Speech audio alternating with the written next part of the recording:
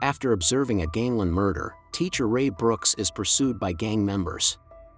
He is then compelled to witness the killings of his wife and 2 adult children. With no trust in the British legal system, Ray resolves to take action himself. The film opens with a man in a hospital bed, slowly regaining consciousness with fuzzy vision. A doctor approaches, identifying him as Mr. Ray Brooks, inquiring about his condition. As Ray starts to come to, his first question concerns his family. The doctor avoids giving a direct answer and informs him that Ray was in a medically induced coma for 3 months due to a serious chest injury. He assures Ray that his recovery has been smooth, with no complications. Once again concerned, Ray presses for news about his family, but the doctor only states that police will be arriving shortly to speak with him, leaving out further details. The scene shifts to an interrogation room where an officer named Shelby questions Ray. He recounts the events leading up to the crime, starting with the night he and his wife, Kim, are driving home when they become lost. As Ray stops to check a map in the trunk, he witnesses 3 men savagely assaulting a young man nearby. He stands in shock until a 4th man, identified as Frank Noonan, arrives. Without hesitation, Frank pulls a gun from one of his accomplices and brutally shoots the young man right before them. Terrified, Ray is momentarily frozen, but when the men notice him, he panics, rushes back to the car, and drives away quickly before they can catch him. Inside the vehicle, Kim sees that Ray is visibly distraught and asks what happened. In a frenzy, Ray reveals that he just saw an execution. The focus returns to the investigation, where Officer Shelby is prompting Ray to recognize the men who visited his home by examining a collection of photographs. Ray pauses briefly, then inquires if this implies he will need to testify in court. Upon Shelby's affirmation, Ray immediately withdraws, shaking his head and expressing to the officer that giving testimony against these criminals could lead to his death well before the trial starts. Clearly terrified, Ray refuses to risk his safety. Understanding the gravity of Ray's fear, Shelby offers him police protection, sliding his business card across the table and urging Ray to reach out if he reconsiders. After giving one last look, Shelby exits, leaving Ray lost in thought. Eventually, Ray makes his way back to his house. As he approaches the front entrance, he spots a collection of letters scattered on the ground. He picks one up and begins to read, his expression shifting to one of sorrow as tears well up in his eyes. Overcome with emotion, he quietly starts to cry. In that moment, a memory flashes before him, illustrating a moment with his family. In the recollection, Ray is at home with his wife, Kim, and their 2 children, Victoria and Max. It's an ordinary morning, and they are gathered at the breakfast table, laughing and chatting as they prepare for the day. Max, with a playful smirk, announces that Victoria has a boyfriend who is older than her. Hearing this, Ray smiles and gently advises Victoria to be cautious with boys. The scene is filled with warmth and affection. However, as the memory fades, Ray is pulled back to his solitary existence, overwhelmed by despair as he sits in the empty house. Lost in his thoughts, he slowly ascends the staircase and makes his way to the kitchen, eager to escape the burden of his painful recollections. He pours himself a drink, and as he takes a sip, the alcohol numbs his senses, yet his mind drifts back to another memory. In this vivid recollection, Ray is preparing to leave for work while Kim, standing by the door, looks worried and asks him how he plans to handle the execution he saw. Ray hesitates, clearly conflicted, admitting he knows he should report it but feels reluctant. He fears getting tangled up in the dangerous world of gangsters and putting their lives in jeopardy. Kim observes him closely, recognizing the fear in his voice. She steps closer, assuring him that she will support him no matter what choice he makes. The scene shifts back to Ray sitting in a dim, empty room, his face tense with concentration as he formulates a plan. Spread before him are photographs of gang members, and his gaze fixates on one man named Billy. With grim determination, Ray picks up a marker and circles Billy's face, drawing a line through it. A flashback takes us to the moment Billy first arrives at Ray's house. He knocks on the door, and when Kim opens it, she sees a stranger with a casual smile, who tells her he's searching for his dog and asks if she could check her backyard. Not sensing any immediate threat, Kim agrees and steps outside to look. Meanwhile, Billy discreetly scans the inside of the house, his eyes taking in the layout and noting details that catch his interest. A short time later, Kim returns, saying she couldn't find the dog. She suggests Billy ask the neighbors. He thanks her but stares at the house thoughtfully before leaving. Meanwhile, Ray, seething with anger, is obsessively checking Billy's online profile. A flashback takes us to a horrifying night. Billy and his partner, Connor, invade Ray's home.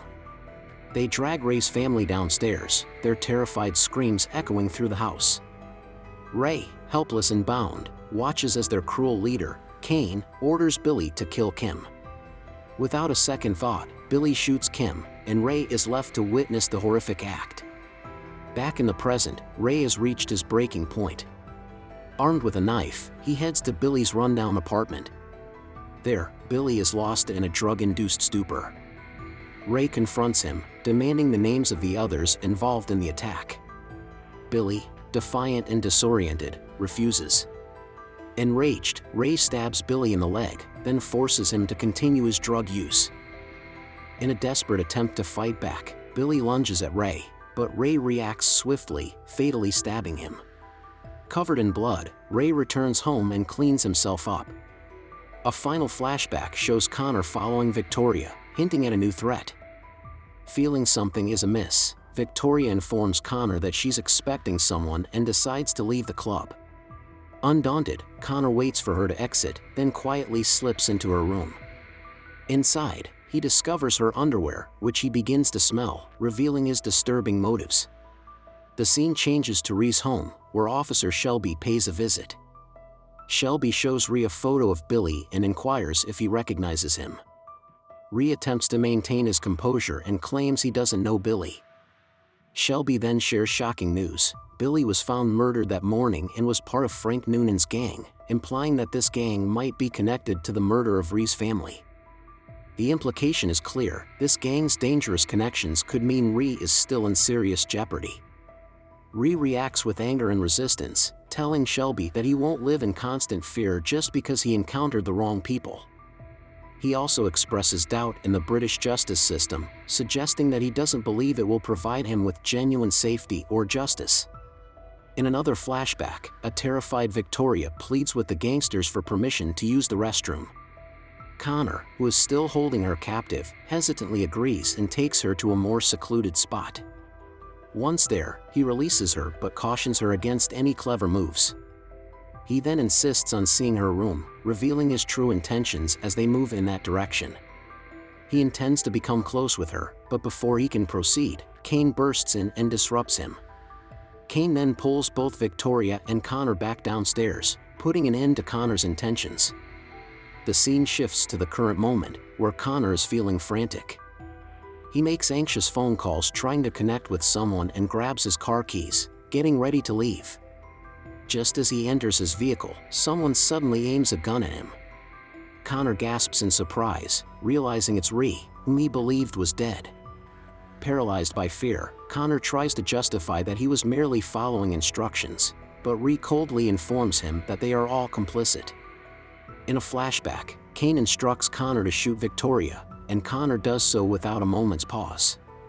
Coming to the realization that Ree must have murdered Billy and is now hunting him, Connor becomes frantic. He attempts to divert Ree's attention before launching an attack on him. During their struggle, Connor stabs Ree with a knife, but Ree manages to seize Connor's gun and shoots him. After their fight, Ree returns home and bandages his wound. The following morning, Officer Shelby arrives at Ree's residence, informing him that Connor has been discovered dead and was part of Frank Noonan's gang. Shelby mentions that all these killings seem intertwined, and they are trying to piece together the puzzle. He asks to search Ree's home for evidence, but Ree refuses, stating that Shelby requires a search warrant. Ray tells Shelby to go, and she leaves, clearly upset. Flashing back, we see Kane forcing Ray to hand over all electronics to erase any evidence. Ray begs Kane to spare his family, but Kane coldly dismisses his pleas. In the present, Kane receives a list of his victims, a stark reminder of the destruction he's caused. Back in the past, Max spots an opportunity to escape and hides in a closet. but Kane finds him and drags him back out. Right in front of Ray and Kim, Kane brutally murders Max. Back in the present, Kane meets with Frank, who demands an update on Ray.